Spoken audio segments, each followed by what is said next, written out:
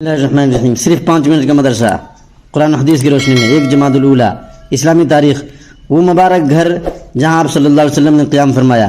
رسول اللہ صلی اللہ علیہ وسلم جب مکہ سے ہجرت کر کے مدینہ آئے تو یہاں کے لوگوں نے آپ صلی اللہ علیہ وسلم کا پرجوش استقبال کیا۔ قباء سے مدینہ تک راستے کے دونوں جانب صحابہ اکرام رضوان اللہ تعالی علیہم اجمعین کی مقدس جماعت صف بنائے ہوئے کھڑی تھی۔ جب آپ صلی اللہ علیہ وسلم مدینہ میں داخل ہوئے تو ہر قبیلے اور خاندان والا خواہش مند تھا اور ہر شخص کی دلی تمنا تھی کہ حضور صلی اللہ علیہ وسلم کی میزبانی کا شرف ہمیں نصیب ہو۔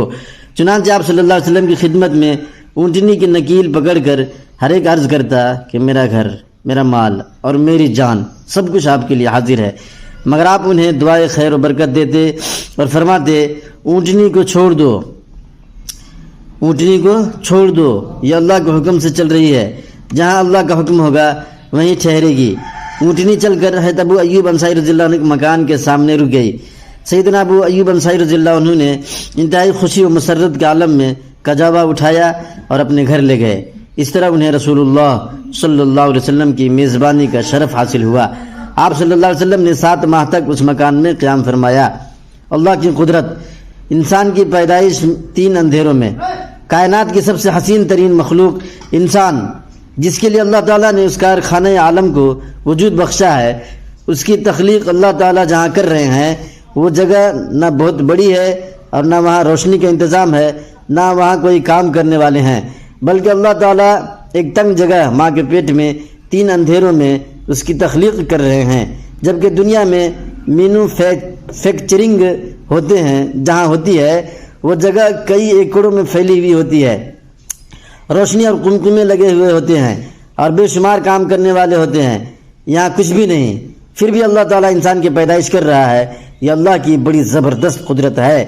ایک فرض کے بارے میں، اللہ تعالیٰ سب کو دوبارہ زندہ کرے گا۔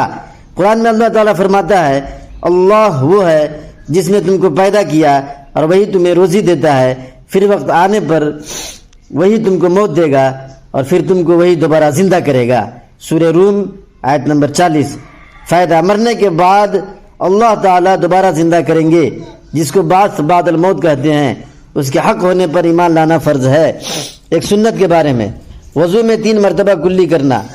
حضرت علی رضی اللہ تعالیٰ عنہ رسول اللہ صلی اللہ علیہ وسلم کے وضو کی کیفیت بیان کرتے ہوئے فرماتے ہیں کہ رسول اللہ صلی اللہ علیہ وسلم نے 3 بار کلی کی۔ مسند احمد حدیث نمبر 874۔ ایک اہم عمل کی فضیلت، مسلمان کو کپڑا پہنانا۔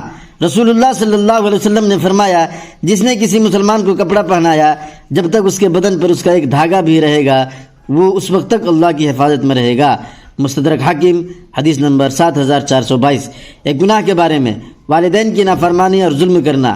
رسول اللہ صلی اللہ علیہ وسلم نے فرمایا تم ظلم و ستم کرنے سے بچو، کیونکہ ظلم و ستم کی سزا دوسری سزاؤں کے مقابلہ میں سب سے جلدی ملتی ہے، اور والدین کی نافرمانی سے بچو، خدا کی قسم والدین کا نافرمان جنت کی خوشبو بھی نہیں پائے گا، جبکہ جنت کی خوشبو 1000 سال کی دوری سے محسوس ہوتی ہے۔